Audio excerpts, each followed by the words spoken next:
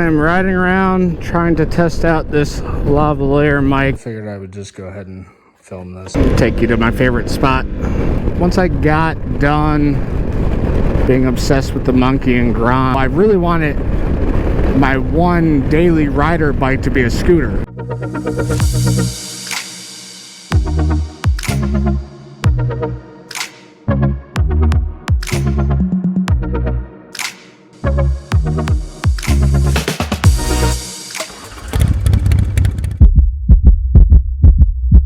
Figured I would just go ahead and film this because I know I'm probably going to get a bunch of questions. Amazon Basics, tripod, super lightweight, pretty small, comes with a carrying case. The mic is the Rode Lavalier Go. This is the power bank that fits perfect in the Xmax right here. Ended up getting the light mod and the medium mod. This is the helmet strap. It's definitely secure, but it's kind of a pain in the butt not being able to close the visor and then not having access to securing the wind guard. Here's the mic, super small and lightweight. A bunch of different clamps. I got the GoPro used, and then everything else I got on Amazon. Some clamps. I'm gonna be figuring out how to mount this thing to fun spots on the bike, not just the POV. I'm riding around trying to test out this lavalier mic. I got the I'm assuming it's pronounced Rode, but it's a Rode Go lavalier mic. It's like 69 bucks. It's super small. It's way smaller than I thought it'd be. So that was cool.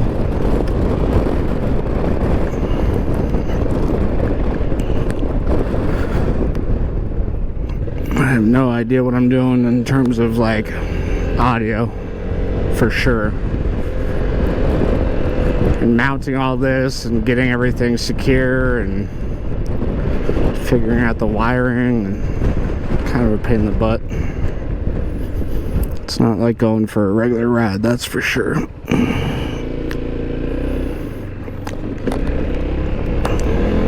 Take you to my favorite spot. This is where I ride during lunchtime. Get out of the house. I work from home, so you can get a little stir crazy. That's basically what got me to buy a scooter in the first place. Just kept trying to get things to get me out of the house. I had a one wheel, that was awesome for sure, but you know, they only go like 19 miles per hour. They have limited range. You can't really, you know, you can't actually travel much of anywhere because you can't go on a road. So yeah, I did the one wheel for a little while and saw a motorcycle drive past me when I was on the one wheel and realized, you know, the only thing better than one wheel is two wheels.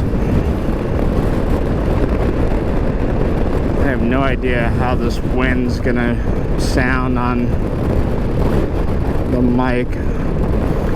It's kind of I have like a wind guard on the bottom of my chin strap of the helmet, but using the chin strap mount for the action cam, it doesn't seal completely, so I'm not sure how that's gonna affect everything. All these little things you start learning as you get going. It's super windy today too. Super windy.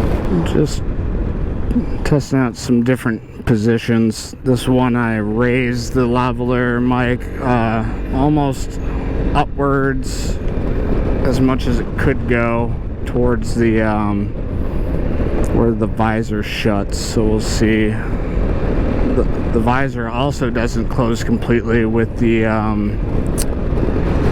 chin strap mount setup, so all these things that you learn as you go.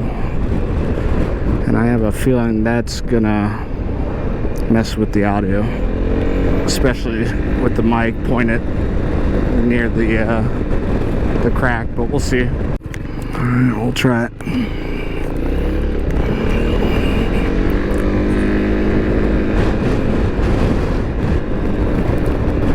Yeah, this road is kind of the go-to for a lot of bikers in the area. It's almost like a back road, but highway speeds are basically allowed. Speed limit's like 55, 45 in some sections, but they really, you can go 65 on a bike here and no one would think anything of it.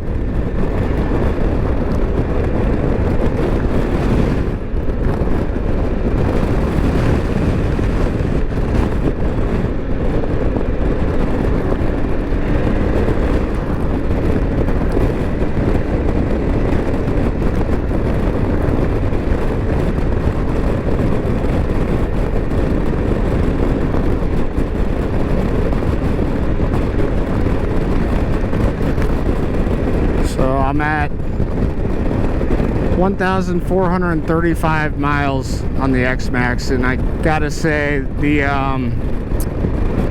well, first of all, they recommend like 1,000-mile break-in period.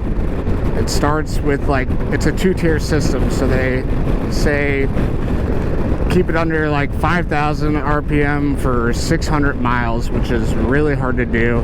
You're basically having to stay under 40 miles per hour a lot, and then you got to vary the revs. So that was a very painstaking process. I tried to follow it to the T, just because I like to be overly cautious, especially when I have a bike that I bought new, so you dealing with taxes, registration, dealer prep fees, and I did my research with this one, so I knew I was gonna keep it a very long time, and yeah, just wanted to,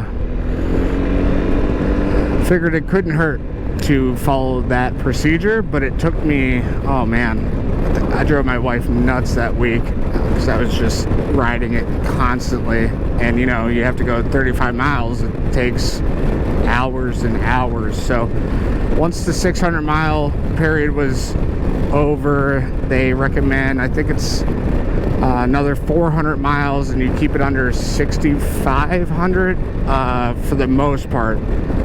Now, you can ride it hard, you just don't want to stay above 6,500 RPM for long periods of time, which that part is pretty easy because this bike stays below 6,500 RPMs a lot until you're really ready to gun it to, you know, like 75, 80 miles per hour. It kind of floats around 5,500, 6,000 RPM a lot, so that wasn't too bad. Wasn't too bad at all.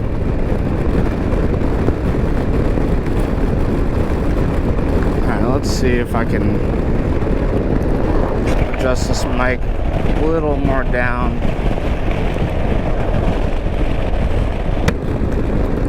I did close my helmet has 2 vents that you can open or shut on the chin portion of the helmet, so I kept those shut. So the only thing I have cracked is a little gap in the like under chin guard area. It's probably you know, like maybe a penny crack on each side of the bottom of the chin, and then I have the visor where it sits. It just doesn't lock completely. It's not too open, but you know, it's definitely not a complete seal.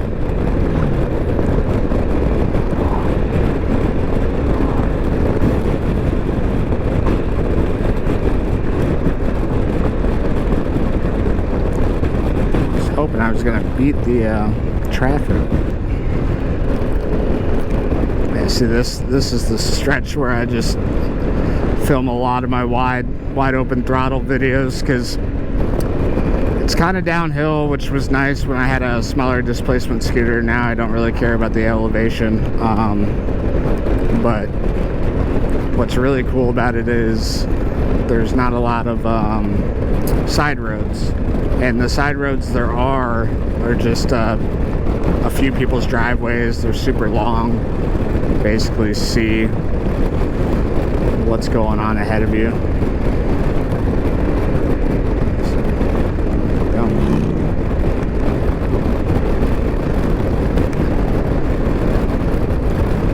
But yeah, this is where I got the ADV 150 to, I think it was 74 miles per hour at the very bottom of this stretch. Just, that was full tuck and everything.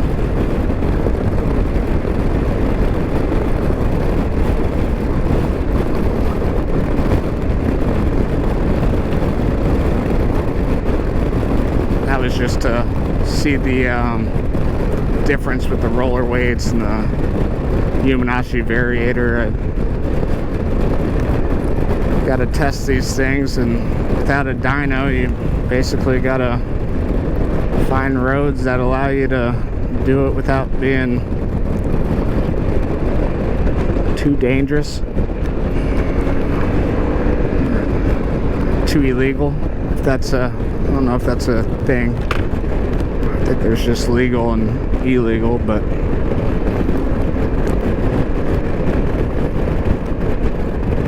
that road, I feel like I'm not the worst person in the world trying to do that.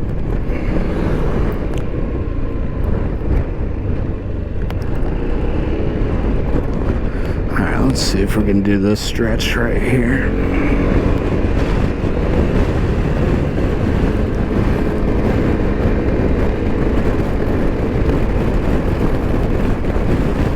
Another one where it's, you know, really no actual side roads, they're just houses. It's 55, no passing, so yeah, who knows, maybe I'll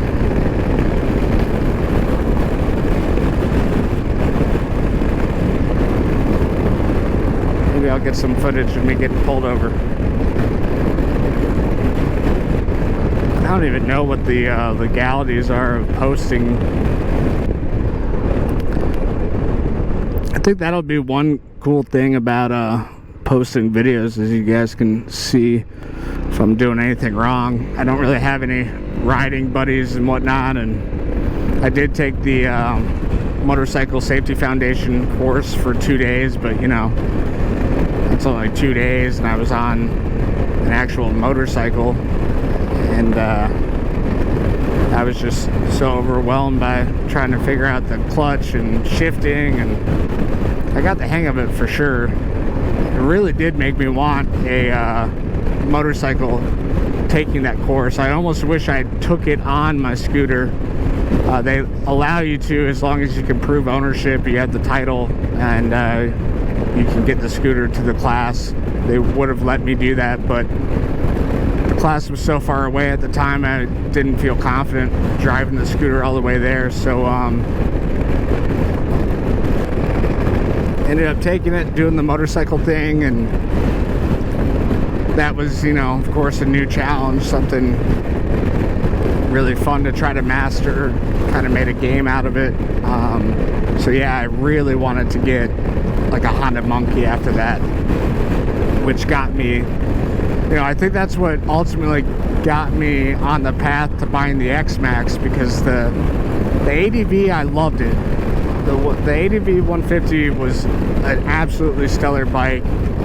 I'm glad I went with it over the Monkey or the Grom at the time, because I was trying to get one bike that, you know, I felt confident with. I really wanted to keep it under 5,000 for my very first bike, and I really thought out here these roads are just, a lot of them are 55. They have a decent amount of hills for Florida, and I just didn't want to be on a 125 I'm also not the smallest person.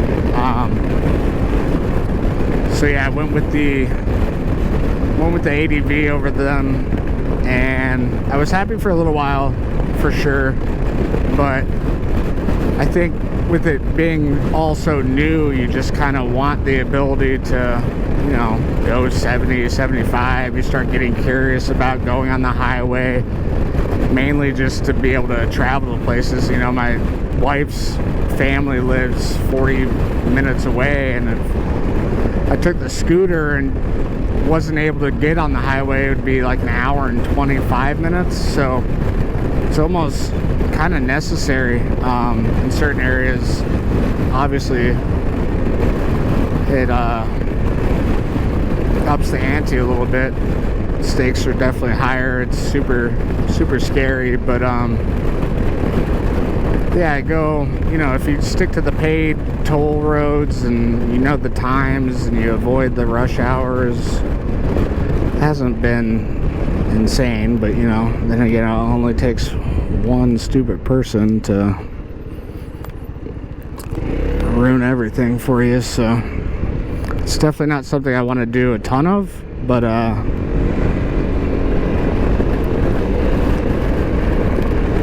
it's nice to have the option.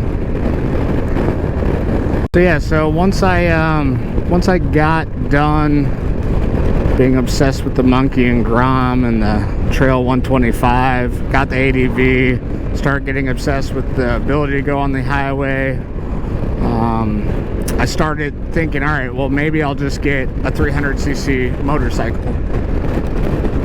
And the more I thought about it, I knew I would probably outgrow a 300cc motorcycle eventually. Like, I'd want a 500 for sure, at least. But you know what? Actually, I just want a 500.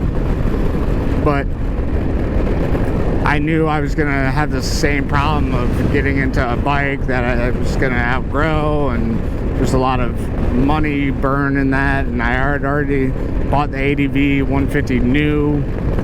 So I was going to be taking a good loss as it is, and so I really wanted my one daily rider bike to be a scooter. Because I mean, I don't care.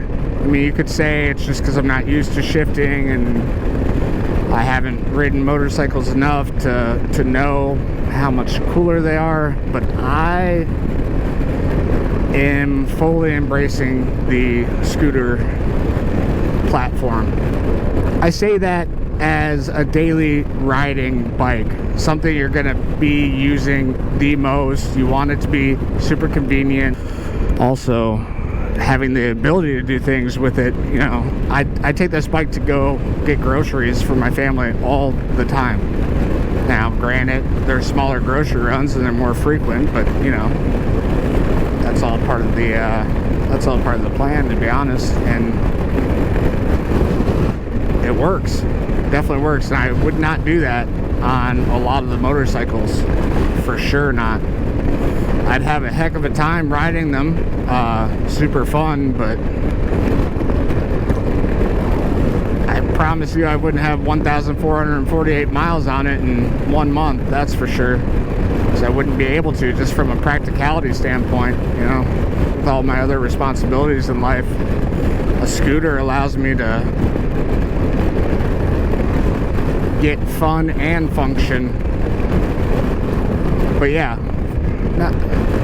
definitely, those are my thoughts in terms of the scooter motorcycle debate. I definitely want one, but it's kind of like I want a Honda S2000 or a Miata, a little, you know, weekend convertible, Corvette, but I'm not gonna have that over, you know, my Honda Pilot SUV. I gotta have the SUV and then, you know, take my Miata out. But I'm really trying to have some fun. More of a, you know, actual, I'm going for a hobby fun ride. But with a scooter, I'm having fun while I'm getting stuff done. So anyways, if you haven't checked out a scooter, I would encourage you to